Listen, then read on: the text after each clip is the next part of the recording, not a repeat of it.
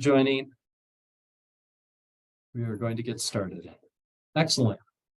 So it is 1:07. Good afternoon, everyone. This briefing of the Wyoming Advisory Committee to the U.S. Civil Rights Commission shall come to order on May 4th at 1:07 p.m. Mountain Time.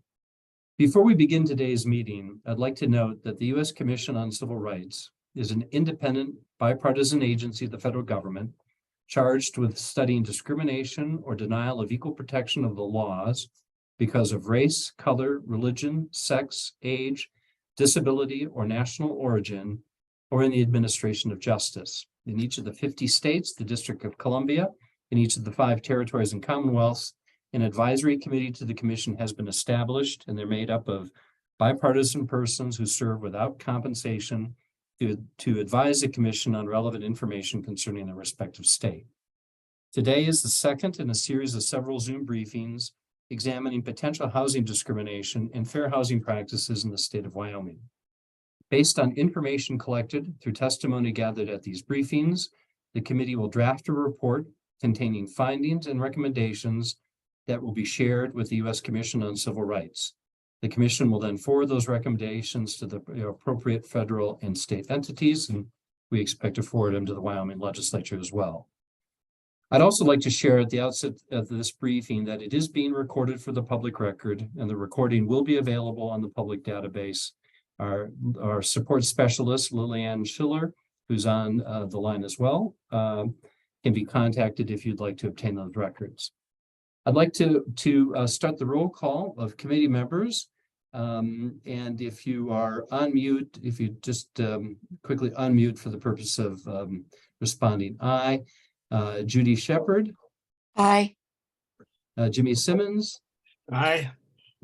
Gail Ridgely. Hey. Thank you so much. And Jim O'Brien is here as well. Thank you. Today, we'll hear from several experts that work with clients that are affected by the potential housing discrimination in Wyoming.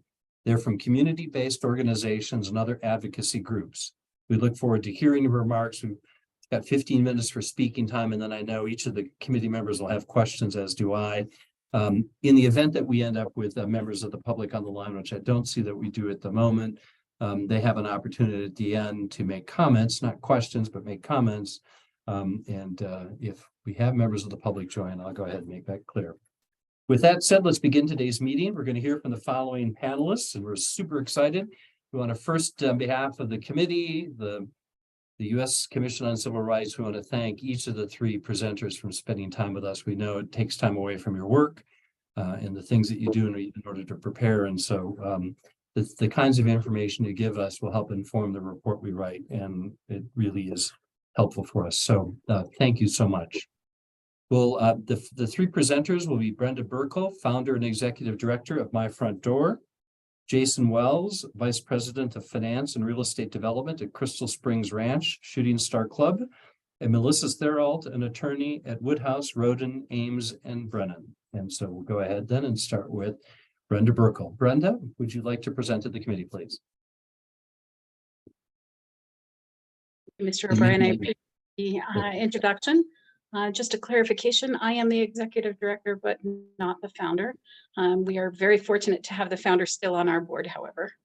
I am a 4th generation Wyomingite. I was born and educated in the southeast corner of Wyoming, and I am a mother, a wife. We're empty nesters, however, and a community stakeholder in that the health and vibrancy of my community is of great concern for me, for myself, my children, and future generations. So that's kind of me in a nutshell. Thank you so much. Welcome. So would you like to, there we go, present some prepared remarks. Excellent. Thank you, Brenda. Absolutely. So equal versus equitable.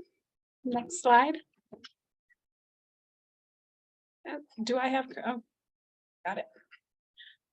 So, you know, I often hear what's the role of government in affordable housing? Really, the question is, what has it been? So it started with the Homestead Act, 100 and some odd acres if you would improve and cultivate the land. And at the end of that process, they promised you the land, I think in large part, because if they gave you the land strictly to use within a year's Wyoming winter time, you would have probably headed back east. That being said, that form of, or that initiative into housing was absolutely all about economic development. The federal government wanted to expand their economic footprint westward.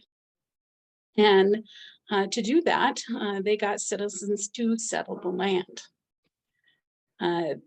Interestingly, a lot of that, the Homestead Act land went to the railroad. This kind of laces our discussion about how our best laid plans don't always end up creating what we had envisioned.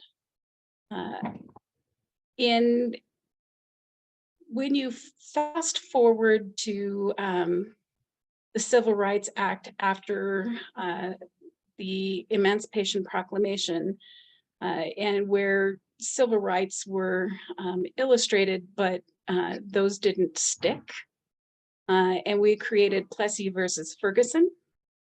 You can then fast forward to the 1920s when the stock market crashed and the homeowners loan corporation was created, and their job was to prevent foreclosure, not unlike what we saw with the pandemic. And to do so, they created maps that illustrated where areas of good investment and bad investment for the federal government would lie.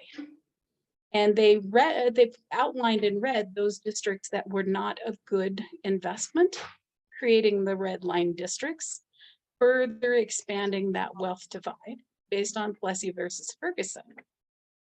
The Servicemen's Readjustment Act came along in 1944, and it was provided for returning servicemen. However, based on the separate but equal and creating areas of not good investment, many GIs could not take advantage of that GI Bill, and the opportunities were not equal or equitable.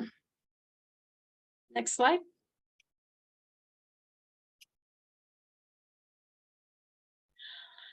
So racist housing qualities have led over time to a lack of equity.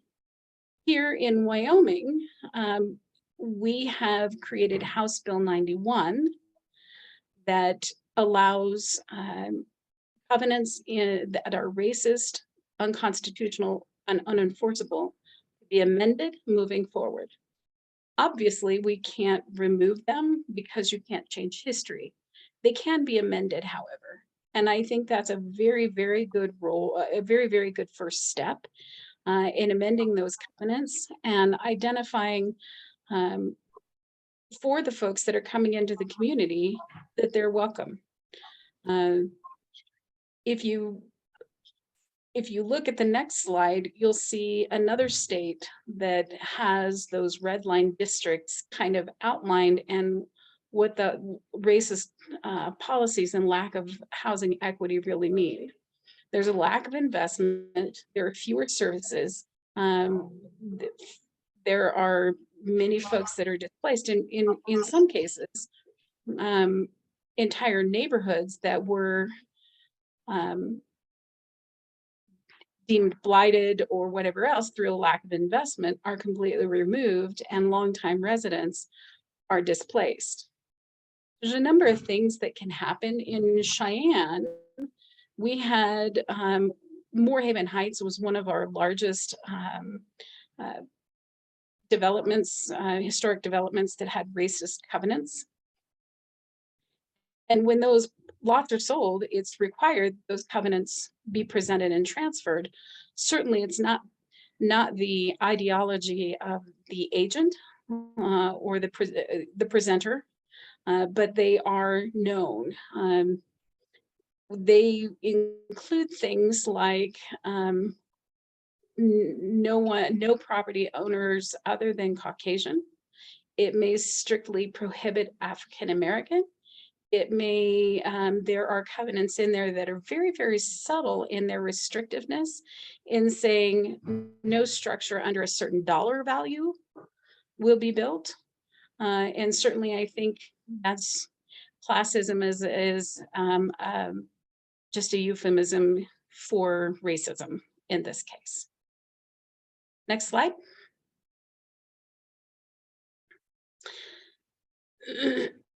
So housing affordability, and I know I'm preaching to the choir that housing affordability really talks about everything from zero to market cost housing, but it is the severely cost burdened and the cost burden that are from 0 to 80% of area median income that likely don't have the choices and experience a greater amount of disparity. Excuse me, disparity. The standard for this case is for affordability means that spending no more than 30% of your gross income on your mortgage payment, including principal and interest, taxes, and insurance, but also utilities. Next slide. Next slide. So what we've noticed in Cheyenne is there is an awful lot of NIMBYism. NIMBYism leads, of course, is just another label for classism. When you say not in my backyard, it fosters classism. It's a euphemism. Also, it's actually not a euphemism. It is absolutely inaccurate to say not in my backyard. If it was your backyard, you would own the land. You don't own the land, and if we don't start allowing or concentrating and providing for affordable housing in our backyard, we may soon have to step around homeless in the front. So all of the classism and the one size fits all, it really is indicative of systems that are designed from a very early point in time to perpetuate the cycles of poverty and to exclude based on either income, race, and gender, ability. Really, it boils down to what are we doing to curtail and treat with equity. Here in Wyoming, I think we're a little bit behind the 8 ball. The good news is that we have an opportunity that more urban areas do not. We have an opportunity to fix, repair, amend, or create policies that are welcoming before our population is no longer 98% Caucasian, no other race. Let's fix what is wrong with our policies and systems to make Wyoming an attractive community, to bring in different cultures, equity, peoples, and that will, in fact, have our property values go up. What we have discovered, I sit as the chair for the Affordable Housing Task Force for Mayor Collins here in Cheyenne, and there are several things that we noted needed to be corrected that all kind of boiled down to policy and uniform development code. Now our next foray is kind of thinking about those inequity policies. So we look forward to diving a little bit deeper into those. We think that every community, when you think about equity in the solutions in your toolbox, you need to review those policies regularly on every level. You need to pursue enabling legislation like House Bill 91 that allowed us to amend racist or discriminatory covenants. We need to support zoning changes that increase access for safe, affordable housing. Those policies include increasing density. In a lot of cases, we are talking about a shortage of units. Here in Cheyenne in particular, we are about 4,000 units short. And around the state with all of the nonprofits that are nonprofit developers, we develop about 250 units per year across the state. And just in Laramie County alone, our shortage is about 4,000. So we're not keeping pace. And what that means is those with more spending power have more choice. So looking at those zoning changes and increasing the unit count is a good thing for access, because where you live matters, right? So when we think about the social determinants over time and access to affordable housing, gender, race, ability, it all plays a role into that.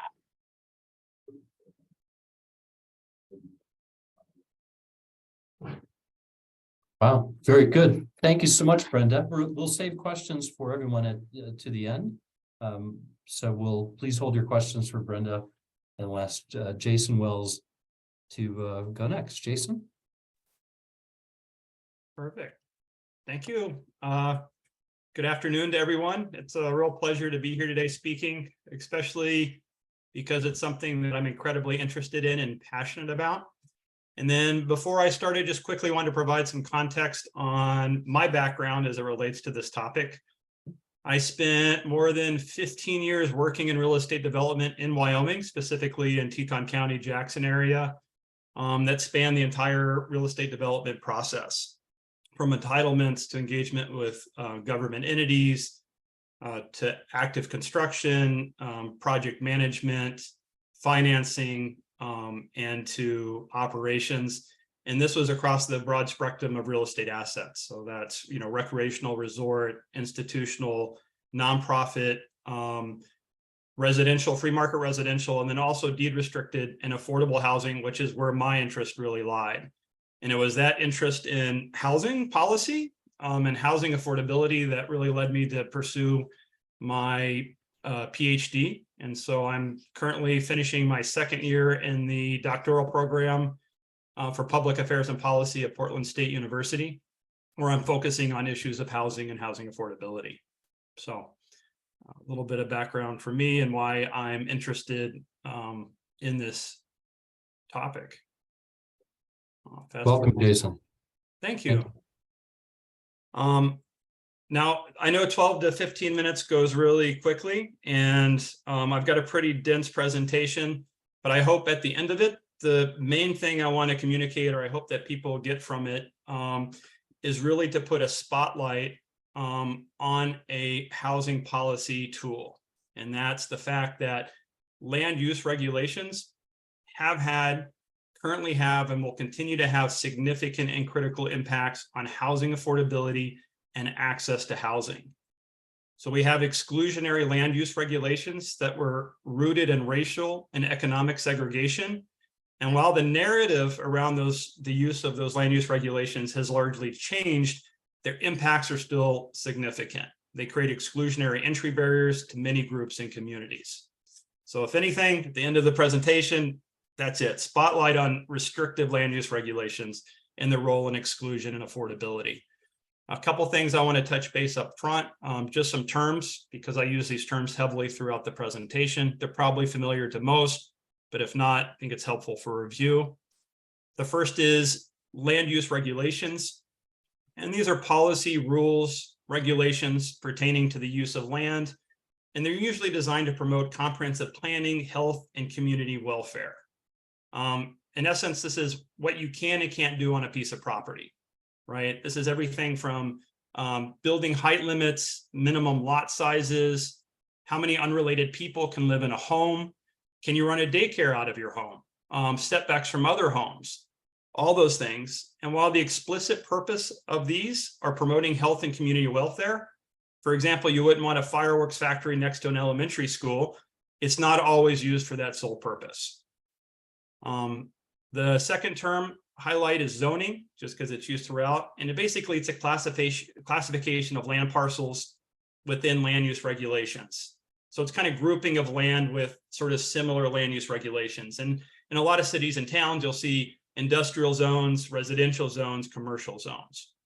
And then lastly, this idea of the single family zoning. And what that is it's one of the most highly restrictive residential zones that only allows for one detached single family residence per lot. And so what that means is there's no density, you can't have apartments, no townhouses, no condominiums, no boarding houses, no single room occupancies, really restricting the density away from that unit. And this is a tool that basically creates your quintessential prototypical suburbia, right?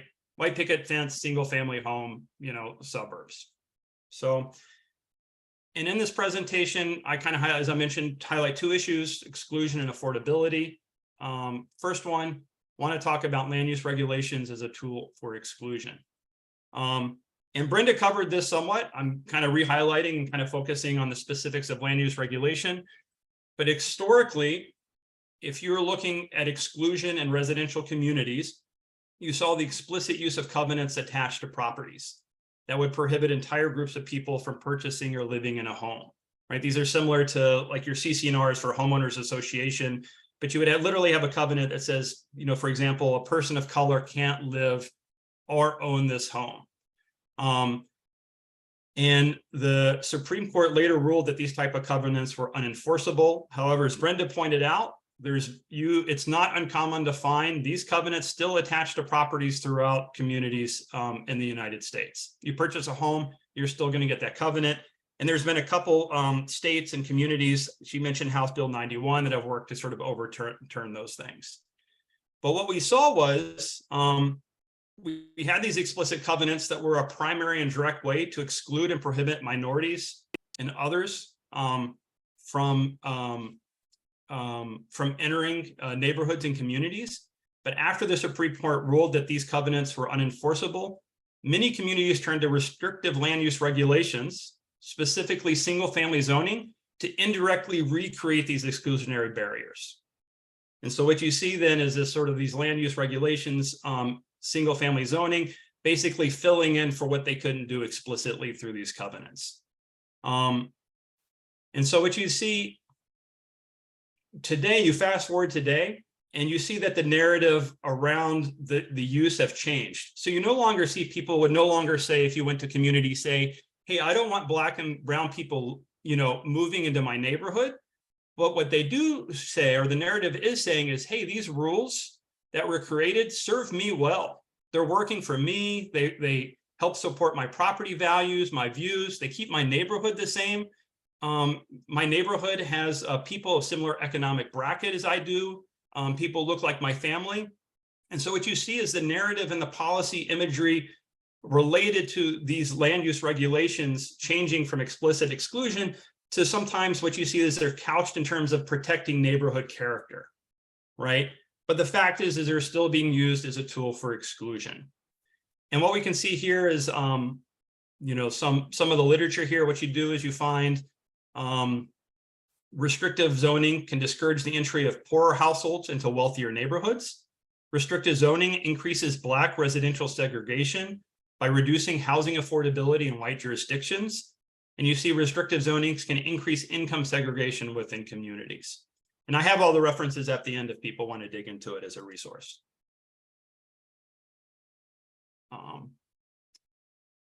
So now I'm jumping in housing affordability. Brenda jumped on this as well. Unsurprisingly, not just Wyoming, but the entire country is facing issues of housing shortage and severe housing affordability needs.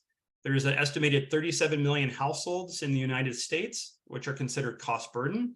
And just in Wyoming, you have 20% of homeowners and almost 40% of renters who are considered cost burden. And as Brenda mentioned, that's when a household spends more than 30% of its income on housing.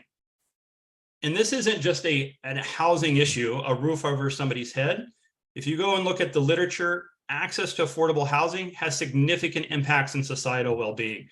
The literature is almost endless. I just picked a few of them. But when you don't have access to affordable housing, it has impacts on childhood cognitive achievement, physical health, mental health, psychological distress, economic opportunities, a whole host of factors. So you can see it's an issue that has broad and wide impacts on our community. And here's sort of the key point as it relates to land use regulations. Restrictive land use regulations actively undercut housing affordability. There's an inverse relationship between free market housing supply and housing cost. You construct more homes, leads to lower home prices and greater affordability. So you find that restrictive zoning and land use regulations result in constrained housing supply, and it becomes a significant driver of cost. And so what we find is that you have these restrictive land use regulations essentially stack the deck, protect existing homeowners at the expense of others in the community. And the unfortunate thing is there's a lot of incentives of many existing homeowners to perpetuate the status quo, actively oppose density changes in housing policy that would change their neighborhood and lower home values.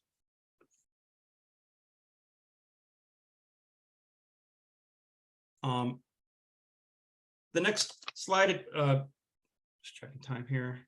The next topic I want to mention is sort of the policy arena. And this is where, reason I bring this up is because this is where change can happen. What you usually find is that the dominant policy subsystem, or I should take a step back. Usually land use regulations are the jurisdiction of local governments. They're town and county. Usually states defer to local governments. That's why you have county and town land use regulations. What this results in is you have this subsystem, or the policy subsystem, dominated by at the municipal level by city councils and influential neighborhood associations, which are the main proponents of these restrictive land use regulations. So what you find is communities often find it hard to change land use regulations at the city and county level because of these strong vested, they're active and well-funded interest. And so what you find is that a lot of times the system has to change at the state level, which doesn't happen often. And so we find here pressure from local interest group result in land development regulations that increase segregation, and income segregation is lower when state governments have more power over land use decisions. Local zoning restrictions limit housing supply. And as I mentioned, it's very uncommon for states to step into those local jurisdictions, especially as it relates to land use regulations. But there are a couple key exceptions. A few years ago, both Oregon and California passed state laws that effectively eliminated single-family zoning from the state.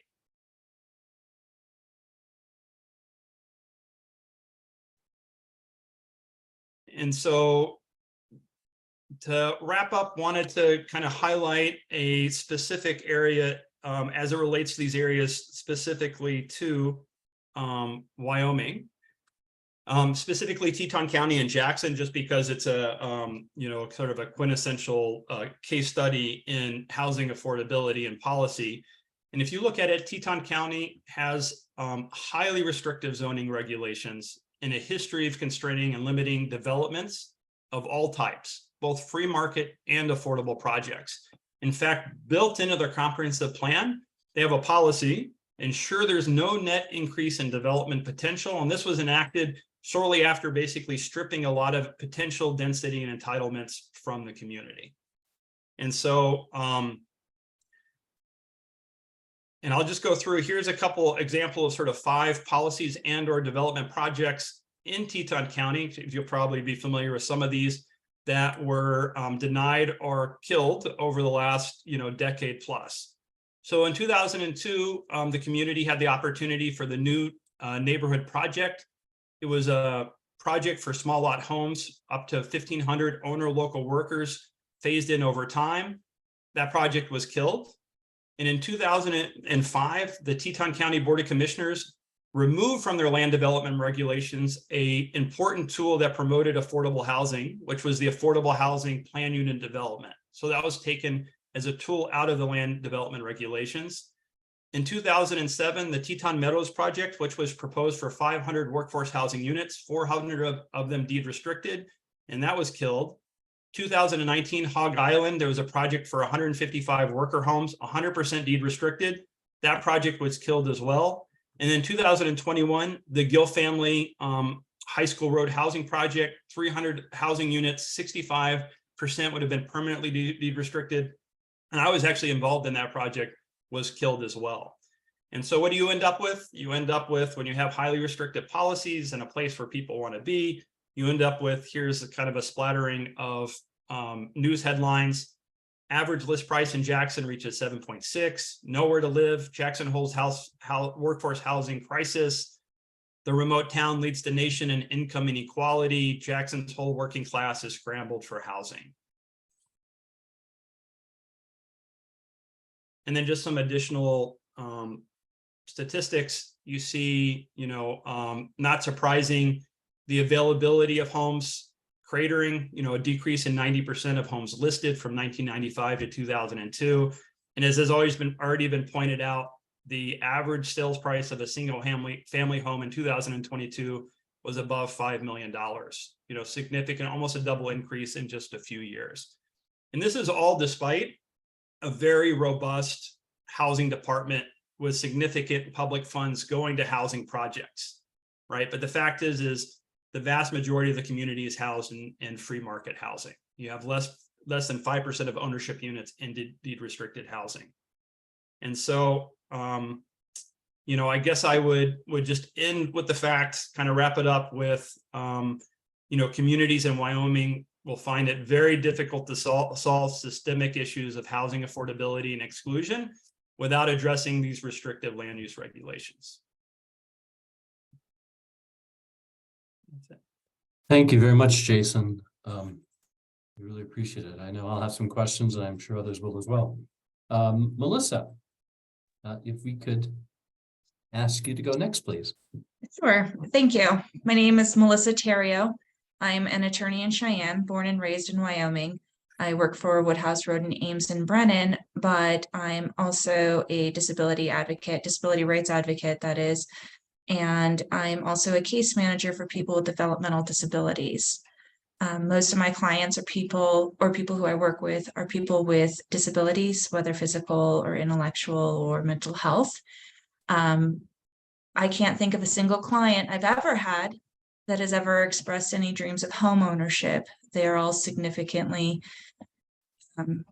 unlikely to even think that it's a possibility for them because of their low incomes, particularly the people I work with on the developmental disability waiver. They're prohibited from incurring too much wealth, or they will lose their services, but most of them are unlikely able to garner that kind of assets anyway, and typically rely on their Social Security disability.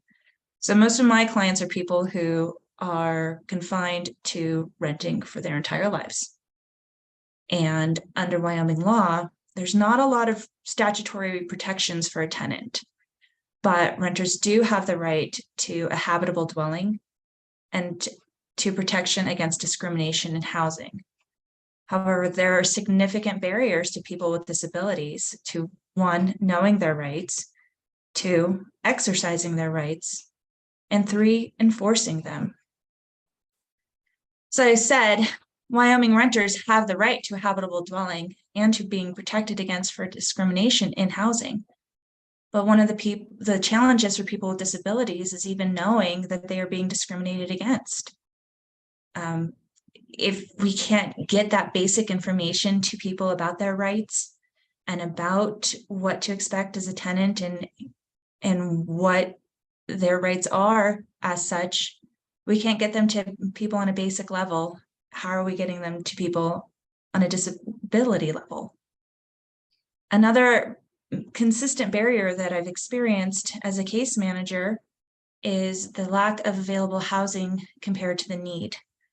One of the issues is that after COVID, we lost a number of people who were willing to accept housing vouchers. My understanding from working with certain people is that the people who used to be landlords and accepted housing no longer wanted to be in that service, particularly after they were prohibited from being able to exercise rights to evict people. I think that would be a really interesting study to conduct, is how many people we lost who were willing to accept housing vouchers after COVID was released, and if we could find out why they changed their mind. I had a client who lived in the same house for, I want to say, approximately 15 years. It was well over 10 years. He lived in the same home. And after COVID restrictions were being eased, he was told that he had to find a new place to live because his landlord simply was not accepting the voucher any longer. And we really struggled to find him any housing. And that's the other issue that comes to people even knowing how to, the barriers to exercising their rights is the competition. You know, discriminating against someone because of a disability when they're looking for housing, it's not necessarily as simple as saying, I'm sorry, I don't want you because you have a disability. You have a list of people vying for the same houses, the same affordable housing. You can simply move to the next one and tell someone repeatedly, indefinitely, you're on the wait list.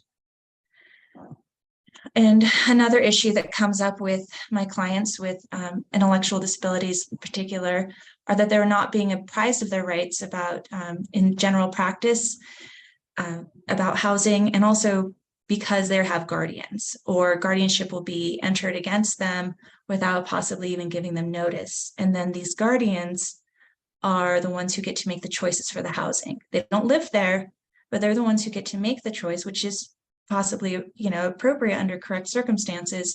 But in Wyoming, I have some concerns about, and there's some research about people being notified of their rights when they're being put in guardianship. Another issue for people with in which they're being discriminated against because of their disabilities is related to mental health disabilities. That is an area that people tend to overlook as a barrier to their housing, particularly in HUD-funded housing. What I've noted is that, say someone is screaming at 2 o'clock in the morning and they get a noise complaint and they're evicted for it. They could have been screaming because of their mental health issues and their mental health disability, but that's not something that's addressed. That's not something that's accommodated for. That's HUD-funded housing is you have a noise complaint, you're out. And they don't seem to understand the mental health piece. And where are these people supposed to live if not here? It's not necessarily domestic violence or other situation. It's a mental health disability. Another reason that there is such competition and a possible disparate discrimination against people with disabilities is the housing that is being built. We do have some housing being built, and that's great.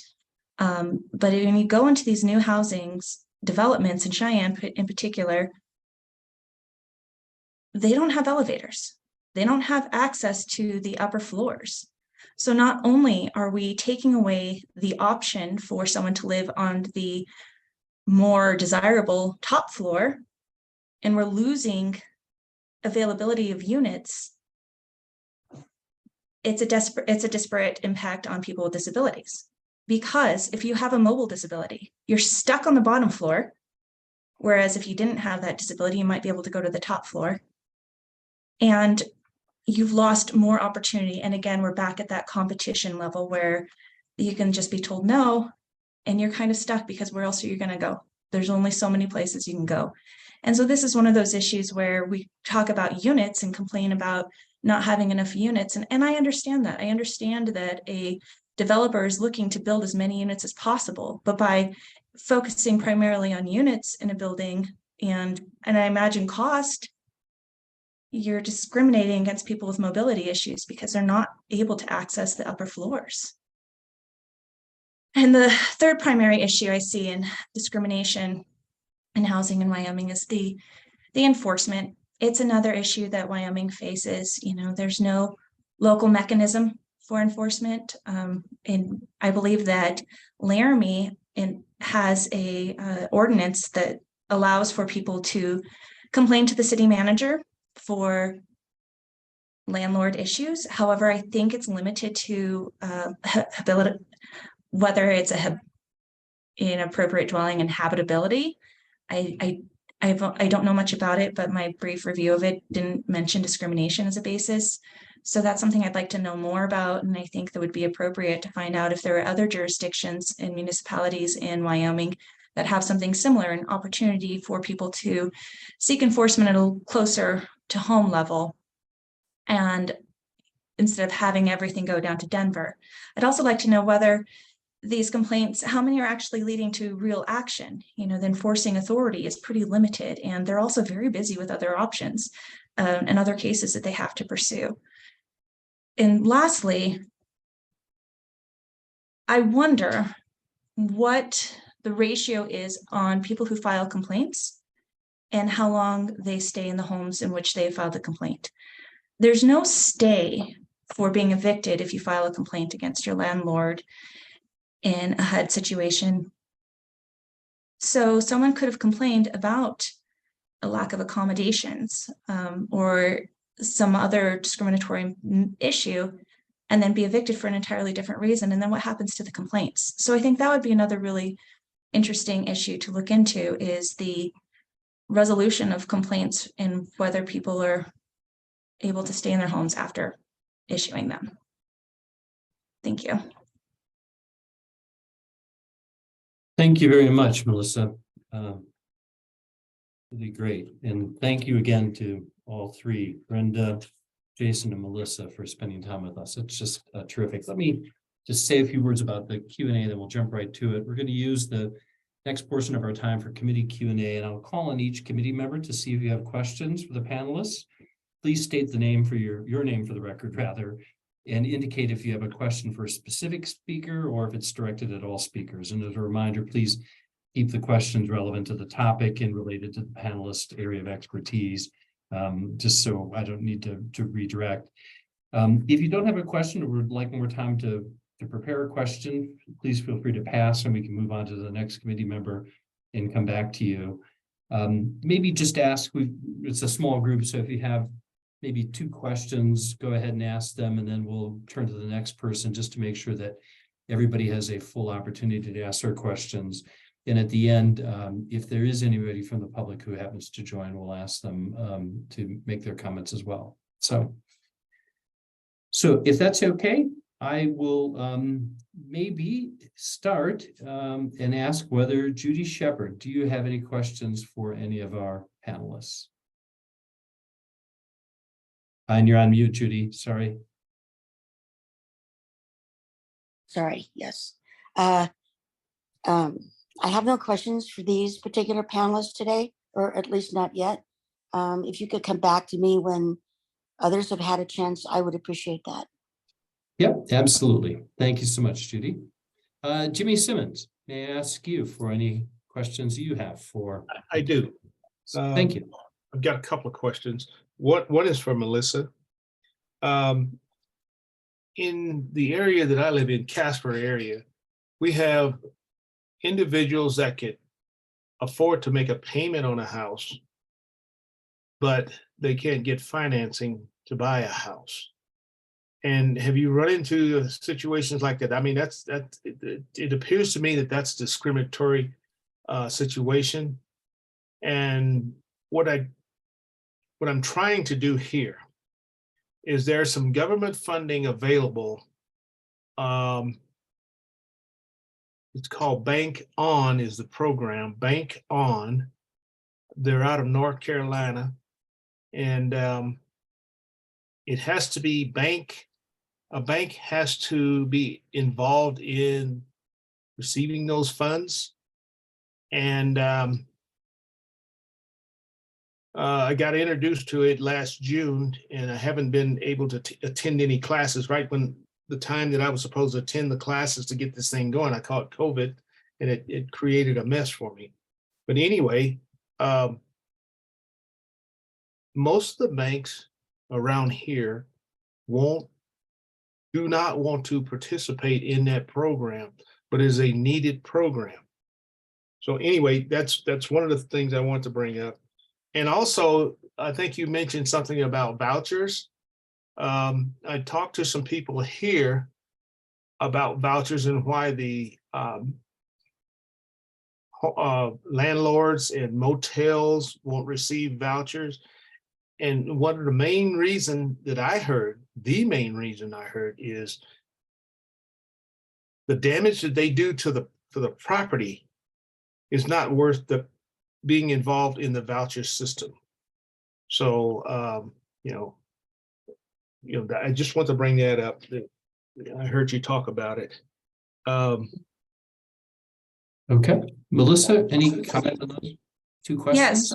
Yes, thank you, especially regarding the bank on. I look forward to looking into that some more. I think that, you know, a lot of my clients, their income is stable, it's set, it's paid by the government every month, it's a set amount, and they can pay a certain amount for their rent. And so I think that would be wonderful if there was an opportunity for home ownership. And I think it's one of the saddest things that it's not even a dream for a lot of them, because they just think that it's so impossible. I did finally recall one person who I worked with, and I don't even know how long I've been working with people with disabilities, who hopes to someday have a house. And so I will circle back with that person, and, you know, and try to learn more about this bank on, to help advocate for people to keep dreaming big and to look for opportunities to have the lives that they're entitled to have and should have, like the rest of us. As far as the vouchers, I think that people have said historically that they don't want to accept vouchers because of the damage to the homes. You know, I remember hearing that growing up, and I'm not going to give my age, but I am not young. And so that is a historical statement people have said, but my concern is what happened to the people who have been providing vouchers or accepting vouchers for all this time and then suddenly stopped after COVID. What happened to my client who struggled for I don't even know how long to find him a place to live, because a place he lived at for 15 years or more, she no longer wanted to do the voucher. And my understanding from talking to some people is that after they were prohibited from exercising the rights to evict people, they were done. You know, federal money comes with federal strings, and sometimes when you pull those strings, things unravel. So that's just something that I would like to know. Very good. Thank you, Melissa. Gail Ridgely, do you have any questions?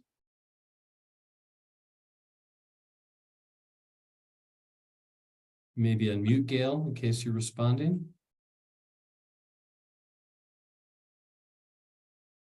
Why don't I'll go ahead. I know I have a couple, so Gail, why don't I go ahead, and then we'll come right back to you as soon as I finish. So thank you all. Just actually I have lots of questions, but maybe just starting with Brenda, that's the first time I've heard of House Bill 91 and should have known about that before. That I think is really interesting. Could you comment? I mean, I understand your point about NIMBYism and classism, and it in many ways it presents one of the barriers, of course, is a perception that an individual isn't welcome. Can you comment if House Bill 91, if those steps were taken to clean up those kinds of covenants at the time any property is sold, do you think that would help overcome at least the perception barrier that people are not welcome in a particular neighborhood? I do. If you can imagine, if you look around and there's nobody in that neighborhood that looks like you, and then you're presented with covenants that say not only do they not look like you, but you're not welcome, what that must feel like. And so certainly I think for us to, as a community, as a state, and hopefully as a country as a whole, to say we have made some huge transgressions and we are working to fix them, and this is a first step. I think that would be huge. While I have the mic, I also wanted to tack on with Melissa and kind of some of those affordability issues for rentals.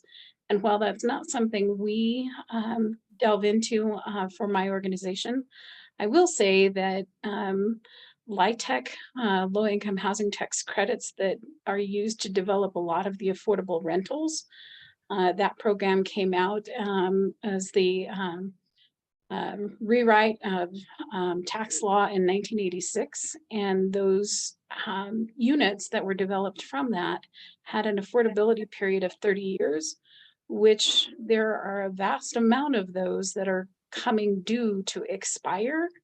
And when those expire, there is no requirement that they stay affordable and can in fact be sold or raised to market rate. So there's some even bigger things looming on the horizon.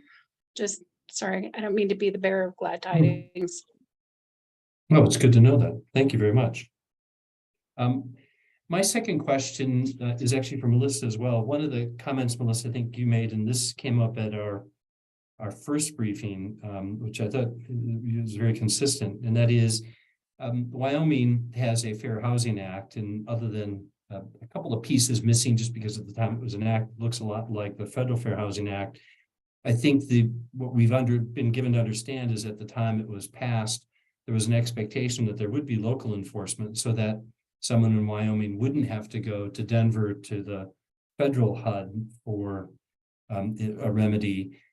Would you think if that step was taken, if there was actual local Wyoming enforcement of the Fair Housing Acts, and that was a way in which people who felt they were discriminated against could get remedy and they wouldn't have to, approach Denver and go through the federal apparatus to get relief? Would that be an important and helpful thing?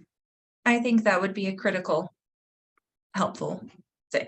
I think that, Wyoming is such a large state geographically, but we're also a diverse state as far as, our different counties and our different towns and everything. They're all so different. And so, but people in Wyoming typically understand that, and we understand the different areas a little better. If you have to go to Denver, one, there's a distance issue, of course, and there's just a disconnect. It's not the same as having a local person to connect with. And especially, as a Wyomingite, born and raised, I don't know what generation I am, third, fourth, something. I think we're more comfortable with people who live here, that the people who live here will want to ensure that we're protected. I think you have a buy-in when you live where you're protecting and enforcing the laws. Excellent. Thank you, Melissa.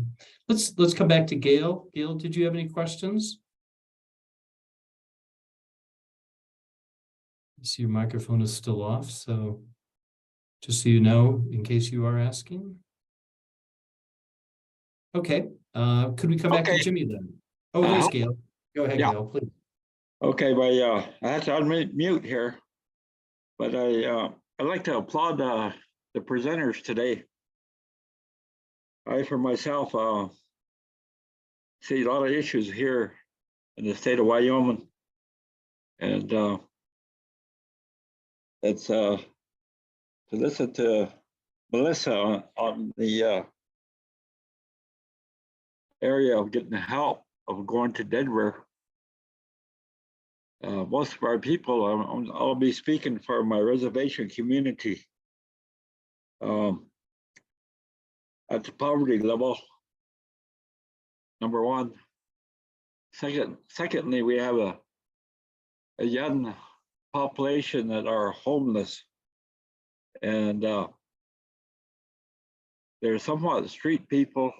They congregate, and it's kind of interesting too in our little community. There's certain individual people that feed some of the transients that come into town, and the negative part is that we have a lot that are into alcohol and drugs, and most of the community that here see that. They've been saying that for years. And the last meeting I went to listen to a Riverton Peace Mission. They're talking about the local levels of housing and how they're going to treat alcohol and drugs. But they're on another level, tribal level, sovereign level with our Rapo and Shoshone people. They haven't definitely researched what I've been hearing today. And I think that would be good a good That's-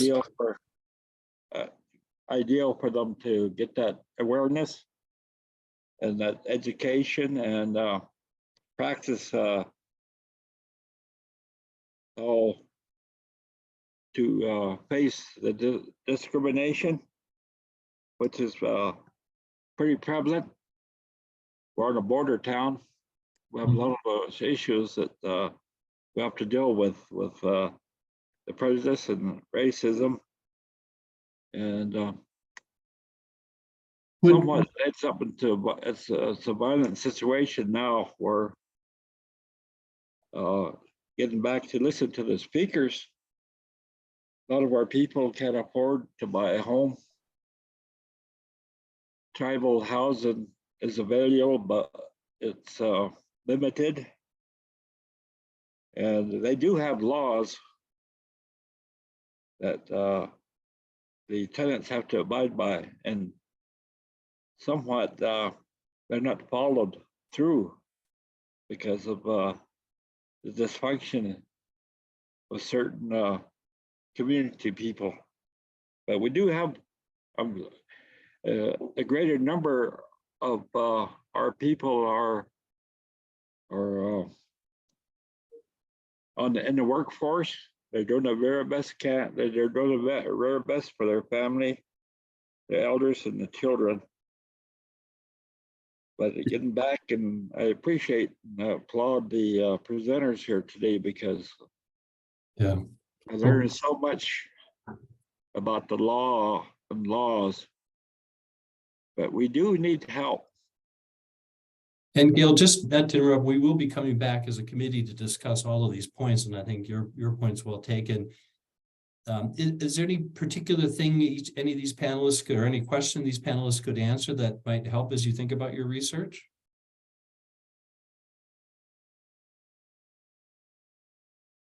Anything particular you'd want to ask?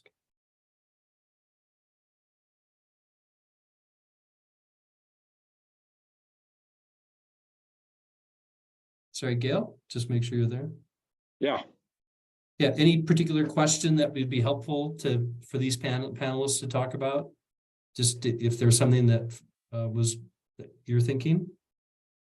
Well, I was thinking about the Fair Housing Act, which Melissa gave information on, and I do think that I wonder and if she could give more direction as a tribal member, how to utilize the Fair Housing Act in Wyoming. Melissa, any thoughts on that? I wish I could. I think that's part of the problem is the lack of information. I don't have that information at my fingertips or any background on that. I think one of the important parts about the Fair Housing Act and Wyoming's counterpart to it is getting the information out to people about what their actual rights are. We kind of have this understanding of, well, you know, I can't be discriminated against, or I'm entitled to a habitable place to live, but actual details, you know, I think that'd be really good to get that information and have that accessible. Mr. Okay. Chairman. Mr. Yeah, Chairman. yes, go ahead, Jimmy.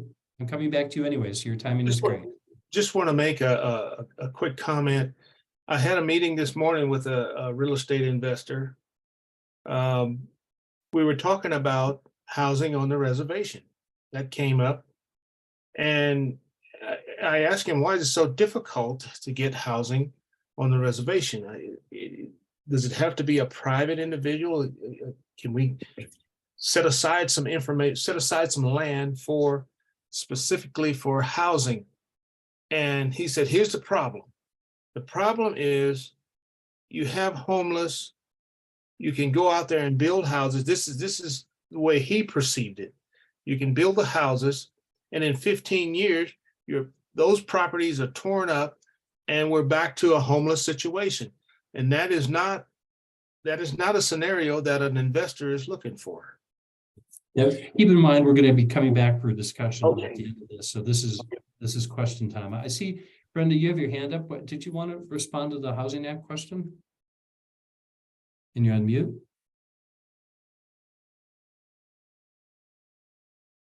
Brenda, you're on mute.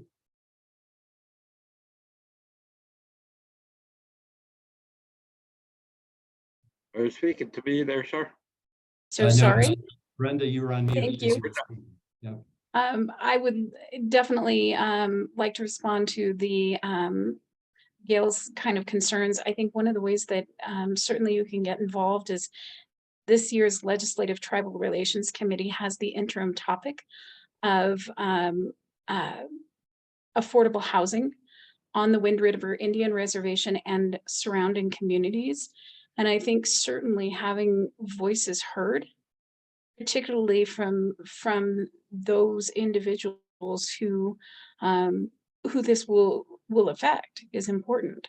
I think certainly there are things that legislators can assume, and sometimes that gets us into trouble only in as much is that we expect them to be a master of all trades and make legacy decisions on items for which they have a layman's knowledge sometimes at best.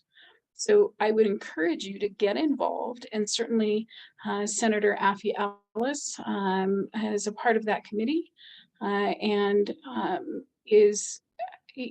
has the tie and the background, but having more voices at the table, I think, is critically important. So go to the LSO's website, YO-LEG, find out when the interim topic committee meetings are happening, and plug in.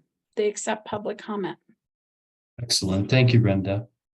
I'd like to come back to Judy. Judy, do you have any other questions or questions you'd like to ask? My area is largely in discrimination of renters or home buyers in the LGBTQ plus community. I'm not sure these panelists is their area, but if anybody has any knowledge of these kinds of discrimination, I would appreciate hearing how they would, someone from the community, how they would address that, where they should go. And also I'd like to thank all the panelists for sharing their expertise with us today. Thank you. Thank you, Judy. Any of the panelists want to comment on how your remarks specifically relate to LGBTQ plus folks and how and discrimination there?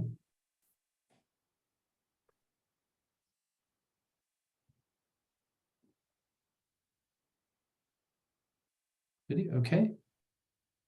I'd like to, so I'll come back. I've got a couple questions if you don't mind as well. I'd like to turn to Jason if I could, for my two. Jason, thank you so much for your presentation as well. One of the things I was particularly interested in was, you're right, the response of local legislatures to their existing constituents to sort of changes in land use that might affect their properties, and the ways in which they've been responsive, leading to the effects that you've seen. Can you give us any sense? I mean, we're in Wyoming, and it's probably fair to say most folks would think, we don't want the federal government telling us what to do. We don't want the Cheyenne telling us what to do. So, we don't want anybody telling us what to do. How do we try and reconcile that with the idea that some of these land use decisions may be better made elsewhere when it doesn't create those sorts of unintended effects, or maybe intended effects? The answer is it's really, really hard, right? And the two examples I gave were two recent examples from states that faced critical housing shortages across the entire state. I mean, California, obviously endemic to it.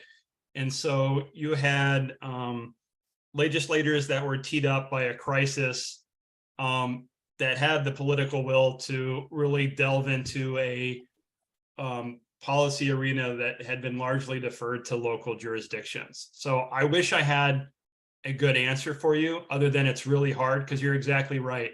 What the common narrative is, hey, that's local jurisdictions, right? We want to give local jurisdictions control. But the fact is, when you do it, as you said, there's a large deference to existing,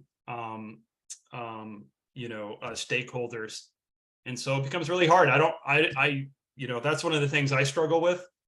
And other than trying to figure out if there's a way to defer to state legislatures on a lot of these issues, or highlight the impacts at a local level and communicate those, because I do think that there's sort of two narratives that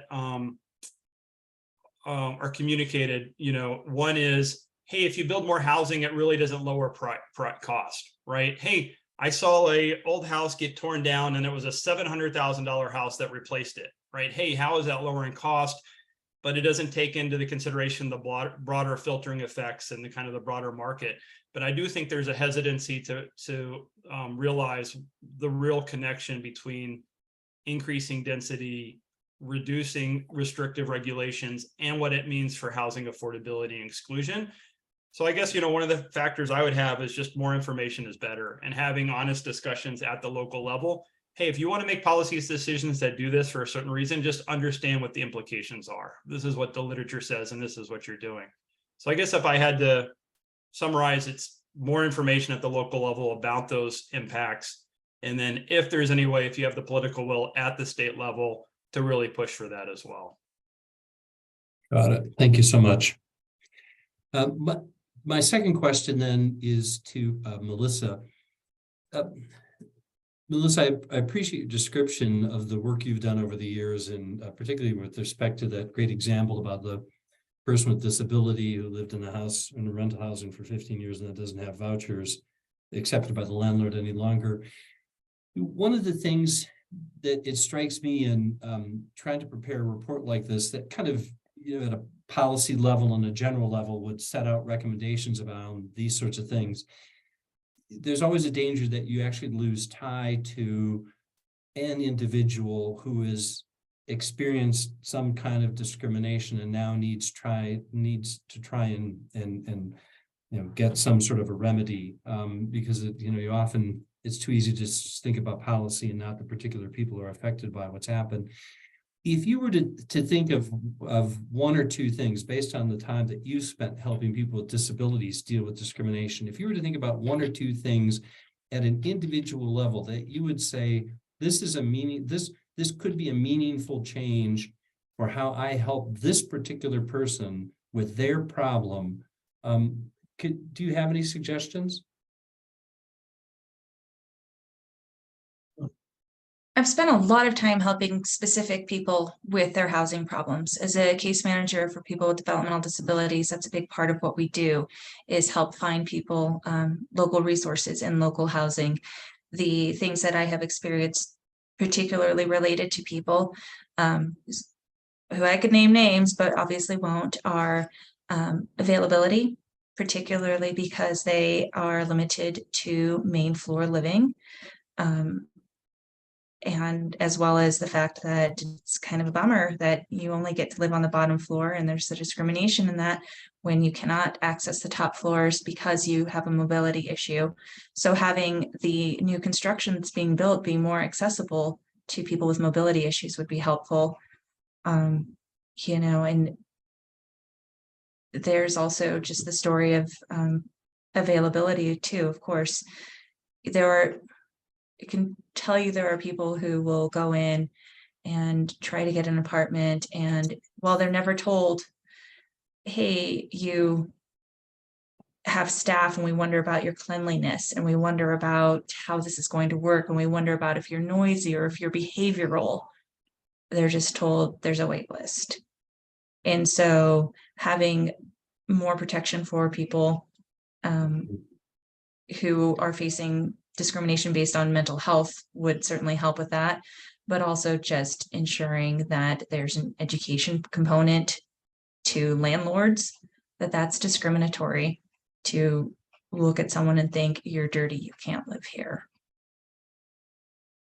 Great. Thank you, Melissa. Very helpful. Maybe just to go back around to the committee members again to make sure we've captured everybody's comments and questions, I should say. Can I ask Gail Ridgely, do you have any further questions for the panel? As I know we'll be discussing all of these briefings at our committee meetings as we prepare the report, and I look forward to that further discussion. But at least in terms of questions, Gail, did you have any? Okay, well, again, I really appreciate all this information today. I've heard real some solid information that it's going to help me what I'm doing right now, because I'm relatively need more information as much as I can, especially pertaining to our area. And I'd like the information that you gave me, and the places where I can go on and research. What you talked about today. Thank you so much, Gail. Jimmy Simmons, any further questions that you may have? I'm okay. I'm okay. Great, thank you so much. Thank you. Judy, any questions? No, I'm good today, Jim. Thank you. Thank you very much. And so I'd have, if you don't mind, just two more quick ones, and then I think then we'll turn to any public comment. So if I could ask Brenda,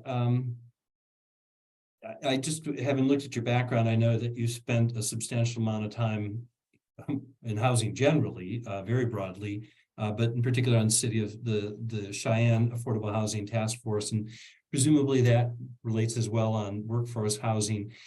Can you, Brenda, is there, one of the concerns, at least that I've had, is that there may be ways in which workers end up discriminated against just because of the ways in which they get their work. Maybe they're paid cash rather than have W-9s that they can, tax returns that they can point to. Or maybe they don't have access to the same kinds of computers that would be necessary in order to be able to log on to get, see what's available in housing.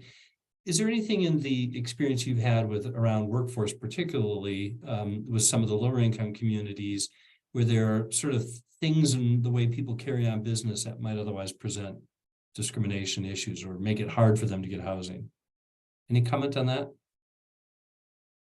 So certainly, I think pulling from my background in workforce and post-secondary technical training and education, I think there are differences between communities amongst the states. For example, in Torrington, there's a huge need for housing for farm workers and particular migrant farm workers. And those are individuals that you are correct. They don't necessarily have the same kind of money keeping and tracking and money usage methods that others that are not kind of following the work might have. So that does present a problem. In Cheyenne, with my experience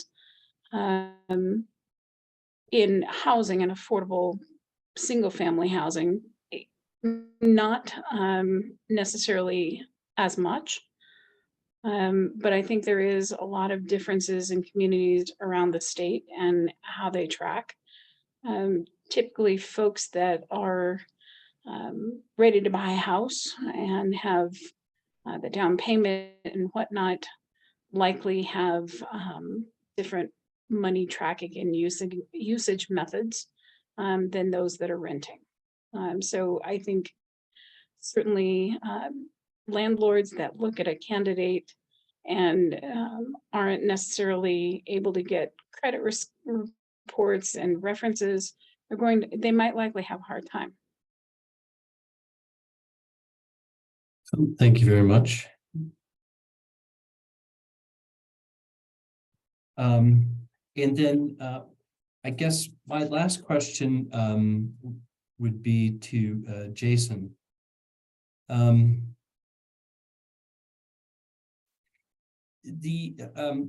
you mentioned, one of the things you recommended was to make sure that folks locally understand the impact of the land use restrictions that they apply, or the zoning restrictions that they apply. Should that, in your mind, should that should that constitute a basis in which to challenge those rules? I mean, if someone were to say this is, obviously there's always two ways in which people pass these kinds of rules, but should it be something that someone could challenge, or is it more that it's part of the political process so that at least it's understood at the time when the rules pass that could be the outcome? Yeah, that's a great question. Just real quick, I wanted to go back on your previous question. You raised a really important point about, discrimination as it relates to job, and you use the example, what if somebody gets cash? And I would say even in Jackson, if you look at the Teton County Housing Department, their rules and regulations, if you go in for most of their homes and their standard template, they require a number of years of IRS tax filings in order to qualify. And so that prohibits a huge group of people, not just people who might not have the tax filings to support it. But I had a personal case when we were working with employee housing. A woman was recommended to us. She couldn't qualify for Habitat because she couldn't get all her documents together. She was living in a car with two of her kids who were in high school, and she just didn't have the paperwork. She wasn't able to put together the paperwork for Habitat, so referred to us. She definitely wouldn't have been able to qualify and support the paperwork or provide the paperwork to support her application into some of these programs. So I do think that's a really important issue that you raised. So, yeah. And then, when you say challenge, do you mean sort of legal challenge, or do you just mean in terms of a more aggressive approach as it relates to presenting these sort of facts to the community and the elected officials? I was thinking of a legal challenge. Oh, I think I'm very curious too, whether some of these, I'm not a lawyer, so I don't know. I mean, it seems like there could be some cases for it. I would love for somebody to look at that in depth. So I would be a proponent of that. Absolutely. And I do think that, maybe they're not mutually exclusive. You could do both. Are there areas where there is, reason for legal challenge? And as well as I do think, I think a lot of times, as I discussed in the presentation, there's a disingenuousness about when these policies are passed. And I think just being very explicit about what they do and what their intent is sometimes, I think could be pretty powerful in the local legislative, decision making. Great. Thank you so much. Thank you, Jason. Any other questions from the committee members before we turn to the final part of public comment? No? Okay. Thank you, panelists and committee members. We will now move to public comment. I see we've got a few folks, which we really appreciate you joining our briefing today. It's a public briefing, and we're really happy to have folks participate. If you have comments, please let me know, and we would ask you to go ahead and make the comment. It actually isn't supposed to be questions for our panel members or for the committee members, more just your comments on the things you've heard. So does anyone have any comments from the public that they'd like to make?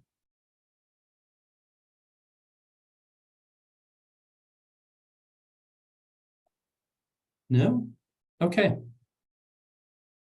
Excellent. Well, thank you all very much, in particular the panelists, for joining and presenting today. I thought this was a particularly great briefing. Our first one was really helpful, and this one is as well. All of this will inform the report, I think, that we'll be preparing. We appreciate your time, and we have another briefing coming up. We're not going to, for the committee members on the line, we're not going to approve a panel of witnesses at this meeting. We'll have another one coming up to do that as we organize how we kind of get the cadence on the next group. So in the meantime, we'll look forward to having you all on the next committee meeting, and thank you all for joining today. We appreciate it. Have a great day. Thank you very much. Thank you, everyone.